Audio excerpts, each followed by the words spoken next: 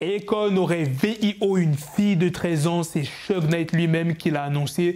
Et la suite va littéralement te choquer. Voici la rencontre entre le streamer iShowSpeed et Tiakola au Ballon d'Or.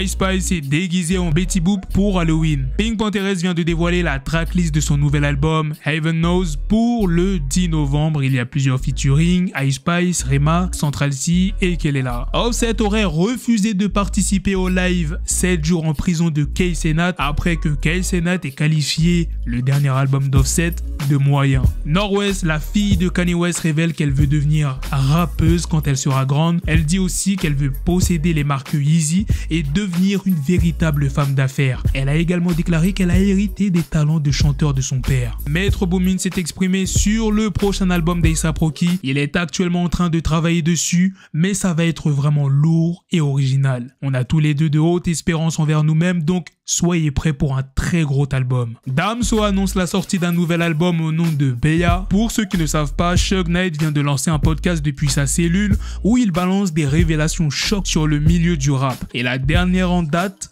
concerne Akon. Selon Suge Knight, Akon et D-Tail auraient VIO deux jeunes filles mineures âgées de 13 et 12 ans qui étaient les sœurs et les amies d'une de ses connaissances. Il raconte que les faits se seraient produits dans une chambre d'hôtel où Akon aurait proposé de garder les deux fillettes pendant que leur accompagnatrice allait voir un client. À son retour, elle aurait trouvé les deux victimes en pleurs qui lui auraient raconté ce qui s'était passé. Suge Knight affirme qu'il a voulu se venger d'Akon et D-Tail, mais qu'il n'a pas porté plainte à la police. Mais qu'en dit Akon? Eh bien, il a réagi sur Twitter dimanche matin en niant catégoriquement les accusations de Suge Knight. Il a écrit « Le monde sait reconnaître un mensonge quand il l'entend. C'est dommage que cet homme finisse comme ça. C'est triste et sérieusement embarrassant. Malgré notre passé, je vais continuer à prier pour lui. » Akon fait référence à leur passé commun car les deux hommes ont déjà eu des démêlés par le passé. En 2008, Akon avait été poursuivi par Suge Knight pour avoir volé les droits d'un morceau de Tupac qu'il avait utilisé pour son album Freedom. L'album s'était réglé à l'amiable en 2016. Le 11 octobre dernier, Taiki a partagé une story Instagram qui laisse penser qu'il est en froid avec le petit frère de Gims. Bien qu'il ait préféré ne pas révéler l'identité de la personne visée, les fans pensent qu'il s'agit de Dadju. On pouvait lire « Utilise les termes prince ou gentleman autant que tu voudras pour te définir. Mais ici, on connaît ton vrai visage. » Ensuite, Dadju a répondu le 12 octobre en disant « Tous les enfants se rebellent un jour.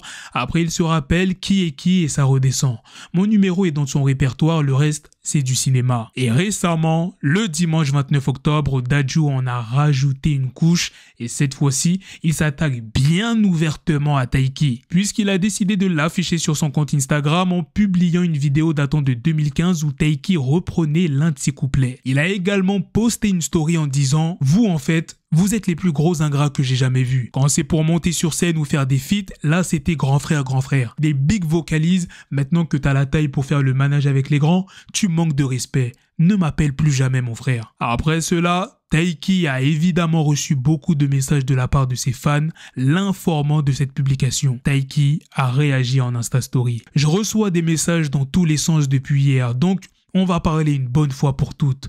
Ce que personne ne sait, c'est qu'on n'est même plus sur de la musique ou de l'artistique ou du showcase pas payé là. On est dans la vraie vie, dans une vraie histoire où même ma propre famille a été impliquée et affectée par ce soi-disant grand ref. Et croyez-moi vraiment, c'est juste parce que je respecte encore un minimum sa carrière et ce qu'il a bâti que je reste silencieux sur ce qu'il m'a fait. Mais aujourd'hui, il n'est plus rien pour moi et je me rends compte que j'étais le seul à le voir comme un brother. Alors tu pourras mettre toutes les covers qui te feront plaisir pour me vanner, mais tu pourras rien nier. On n'est pas les mêmes. Je me suis fait seul moi et je mourrai seul. L'hiver arrive sur toi très vite, faux prince. Il y a un an, le monde du hip-hop perdait l'un de ses talents les plus prometteurs. Takeoff. Aujourd'hui, ses proches et ses fans se souviennent de lui et lui rendent hommage. Le 1er novembre 2022, Takeoff était tragiquement abattu lors d'une soirée à l'âge de 28 ans. Membre du groupe Migos, aux côtés de Quavo et Offset, Takeoff était connu pour son flow unique et ses paroles percutantes. Sa mort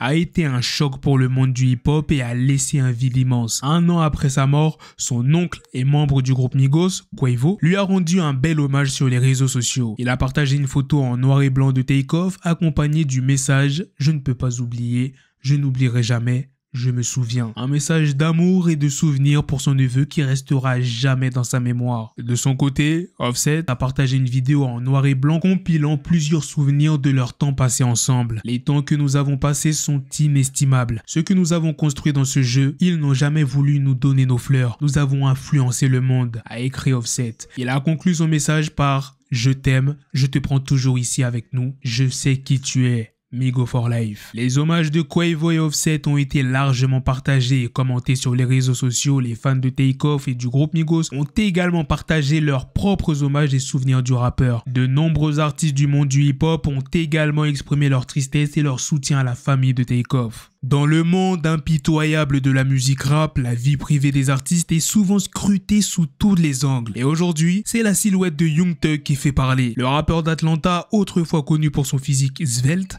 a récemment affiché une prise de poids notable. Cela s'est produit lors de sa comparution devant le tribunal le 1er novembre 2023 pour le procès Rico en cours. Alors que certains fans se moquent gentiment, d'autres s'inquiètent pour la santé de l'artiste. Voici Young Thug tel que nous le connaissons et le voici maintenant.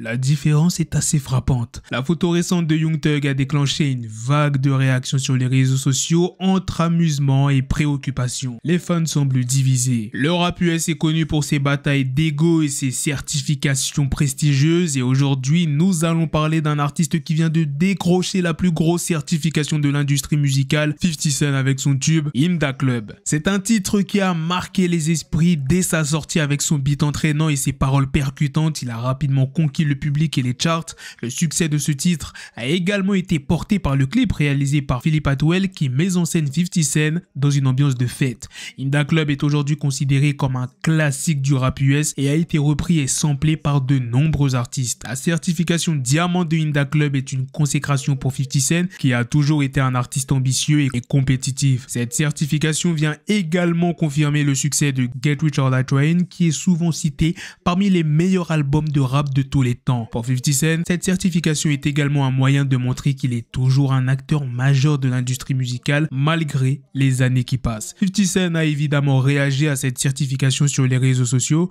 Sur Instagram, il a posté plusieurs messages pour célébrer cet exploit. In Da Club est officiellement certifié diamant. 10 millions de singles vendus. Le 43e morceau de hip-hop a décroché le diamant. Le 121e de toute l'histoire de la musique. Je me sens bien. Je suis ce gars. 50 Cent. Voilà les gars, c'est la fin de cette news, c'est aussi la fin de cette vidéo. Dites-moi dans les commentaires qu'est-ce que vous en pensez de toutes les news que je vous ai présentées dans cette vidéo. Sur ce, on se donne rendez-vous très prochainement pour d'autres vidéos news. Prenez soin de vous la famille. Peace.